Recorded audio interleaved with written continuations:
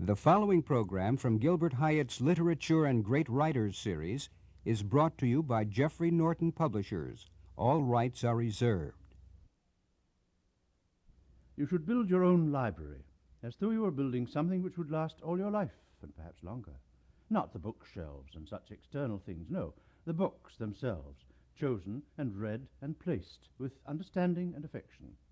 Everyone except illiterates and quasi-illiterates has a little library of his or her own, even if it's only a few novels picked up haphazard or a shabby collection of paperbacks. Everyone starts with some books, a Bible, a do-it-yourself manual, a mystery story. The standard of education throughout the United States is more or less paced by the sales of books in various regions. The stupider any area is, the fewer good schools it has, the fewer books its inhabitants buy and borrow from libraries. Books are not all of civilization, but they are one of the essential carriers of civilization. Since we are nearly all building our own libraries, here are a few hints which might be useful. Hints from an old lover of books who acquired his first volume 48 years ago, bought his first volume 45 years ago, and bound his first volume with his own hands 40 years ago. I still have it too, although the glue is beginning to dry up and the sewing to come apart. Naturally, we start with the few indispensable books for consultation, not for reading, the books of reference, without which we can scarcely have an intelligent discussion or read an intelligent book, the dictionary, the encyclopedia, and all the other settlers of arguments. You know, every week, sometimes every day, people take the trouble to telephone me or write me at Columbia University in order to ask me some perfectly simple question which they themselves could have solved within 5 minutes if they had had 2 or 3 simple, cheap, and widely distributed reference books at their hand. Ridiculous, isn't it? Beyond those, we all have our individual look-it-up shelves, depending on our personal interests and hobbies. Everyone ought to have a first aid book. Most people need cookery books. Anyone who spends any time in the country needs a garden book and a bird book and a tree book. There are books on the maintenance of automobiles, on income tax, on child care. Just make sure that you buy reasonable books and not the works of crackpots. I still remember a period of considerable unhappiness when my wife and I were misdirected by a book about how to raise small babies, and we all three suffered a great deal. It's a grave responsibility to write a book. But now for real reading. We begin with the central books, which are part of almost every educated person's mind, which are thought about and referred to, consciously or unconsciously, every day, the Bible and Shakespeare. From these we go on to the more or less permanent works of fiction which have been created during the last century or so.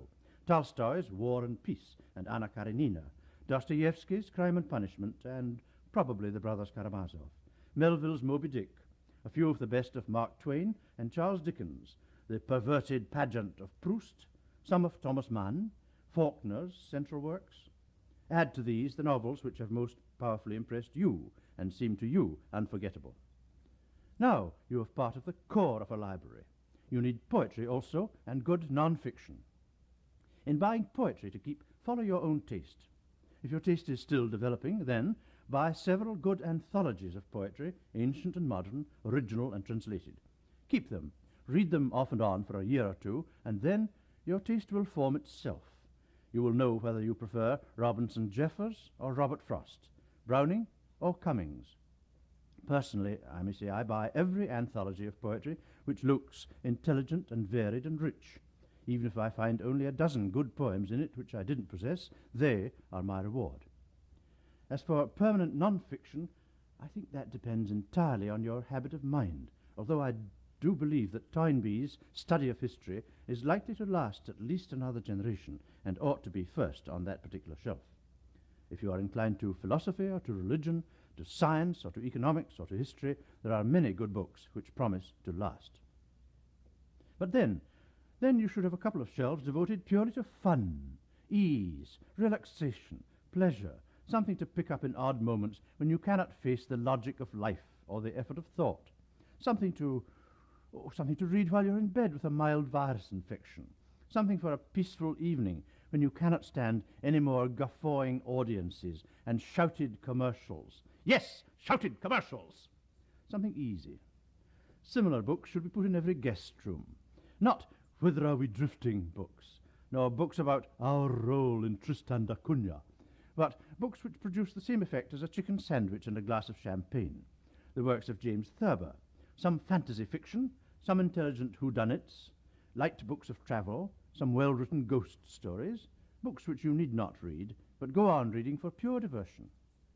Now, this is becoming a personal library. As you read books and buy them, you will find that your own tastes come out more and more strongly. There are special hobbies which interest you. There are problems still unsolved on which good books are written. Neglected aspects of human activity deserve more attention. You have been to some strange and charming place and wish to explore its past and its present. For all these reasons, you will buy books. A man who was captivated by a lecture on, say, astronomy, which he heard at school, may well recall it 20 years later and begin to read more about modern astronomy. Or else he may pass on to the new topic of space travel, or to the important and still misunderstood subject of weather and climate. The brilliant young fellow who deciphered one of the ancient Greek scripts called Minoan wasn't a professional scholar at all. He was an architect, I think, by profession, but he recalled that he had heard, while he was still a schoolboy, a lecture on the problem of these scripts by Sir Arthur Evans, who had dug up many of the clay tablets on which they are written. The problem fermented in his mind for years. He devoted his brain to it as soon as he had some leisure. He collected books and articles about it, and, with the brilliance of an amateur, which I may say sometimes brings tears to the eyes of the professionals, with the brilliance of an amateur, he solved it. A man who recognizes reluctantly that his temperament will never allow him to be a good chess player will still collect books on the history of the game, biographies of its masters, analyses of its more peculiar problems. Another again, who has spent some time in the western United States, may buy books on the history and character of the American Indian, and will find in them enough to feed his imagination for a long time. Others will gather books on mathematics, its puzzles and personalities, extrasensory perception, business cycles, psychoanalysis, the ballet, local and family history, and even, I'm glad to say, nonsense. Your library will now go on growing almost by itself, but it needs a little care. It is not an external thing like a doormat. It's more personal than a car. Like your furniture and pictures and ornaments, it is a reflection of your feelings and your mind. No more than you would have a cracked piece of linoleum under your dining room table should you have a collection of dirty, dog-eared, crippled books on your shelves. No more than you would have your phonograph blaring out a random selection, mixing Tibaldi with Spike Hughes and old Carusos with new Presleys, should you have shelves in which Mickey Spillane leans against Edith Sitwell. Books need a little arranging and a little maintenance. To make sure that they will remain with you, it's a good idea to have your own book plate pasted inside the front cover.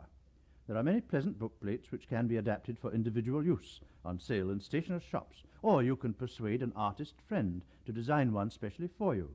Or, if you're a photographer, you can make your own. I remember back in 1929, when I had just a few books which I treasured, a friend of mine who was an artist designed a book plate for me. Those were the days of sharp, angular, modernist designs, and this book plate was highly unfashionable. It was calm and balanced and reposeful and harmonious, a head and a landscape out of the pictorial tradition of the early Italian Renaissance. But I liked it. I saved up some money and had a plate made of it, and I've used it ever since. Jimmy Wardrop, who drew it for me, he's dead now, but his friendship and his sensitive taste remain alive for me whenever I open one of my books. There's also an almost indispensable addition to your library, which is not a book at all, but a collection of book material. This is a box file, or a large decorative envelope, or anything more or less permanent and not too disagreeable to look at, into which you can put newspaper clippings, magazine articles, interviews, programs of concerts, and catalogues of art exhibitions, and so forth. It's surprising how many things of that kind turn out to be worth keeping. You will often reread an article from your own file when you wouldn't think of handling the back numbers of the magazine in which it first appeared. One further hint, which is sometimes forgotten: public libraries are fine things, and we all ought to use them, but they do not replace a personal library. When you see a book which really attracts you, buy it. Take it out of the library first, if you like, and read it to see whether you're sure. But if you are sure, then buy it. In part, this is a kindness to the author who has to live and pay his taxes and his mortgage. One of the surest ways to wound any writer, however insignificant, is to write telling him that you loved his book, even although you had to wait 6 months before your name came up on the waiting list at the lending library. In part, it's insurance. Books are apt to go out of print when their authors die. They disappear even before that and cannot be discovered except with inordinate effort. There's a story about a southern farmer who was sitting on his porch, Whitland, when his wife screamed at him. "Joe," she cried, "Joe, an alligator just ate one of our chillun." He thought for a while, then he said, "You know, Polly, I thought something been getting our chillun." Well, even if an author births a good book and nourishes it and teaches it to stand by itself, some alligator is apt to get it. And you and I ought to make sure that it has some chance of survival by buying it and putting it on our shelves. Remember also that there are many guides to help you in building a good personal library. To begin with, there are some very competent, level-headed and candid book critics in the United States. If you pick 2 or 3 of them and read their reviews fairly regularly, you will recognize their strengths and their weaknesses and learn, within limits, to trust their taste. Again, at the end of every calendar year, the best magazines and newspapers usually list the 100 books produced during that year which have most chance of surviving with distinction. From these lists, you could easily assemble 2 or 3 highly interesting shelves. Then there are a number of exceedingly useful books about books, which classify and describe hundreds, even thousands, of important works in all fields. The best is probably Hester Hoffman's Bookman's Manual. There's a fine paperback called simply Good Reading, which would keep most people going for a lifetime. And I often recommend a book list made up for Trinity College, Hartford, by Professor Harry Todd Costello, called Books for a College Student's Reading. When in doubt, always ask a librarian. Trained librarians always have lists ready at hand. Some even make up and distribute their own. They're always willing to help, for they love books. Well, ladies and gentlemen, I hope this has been of some assistance to you. I've been talking about forming a personal library as though it were a pleasure and a weight of pleasure, and indeed so it is. But it is also something of a duty. It is the mind that makes us truly human. If the mind is never fed on anything more than television stunt programs and old movies and short reports in the newspapers and casual conversations, it will never operate at more than half its capacity. It will start to atrophy, like an arm with a withered muscle. A house without books usually means a mind without either knowledge or thought or enjoyment of its own powers.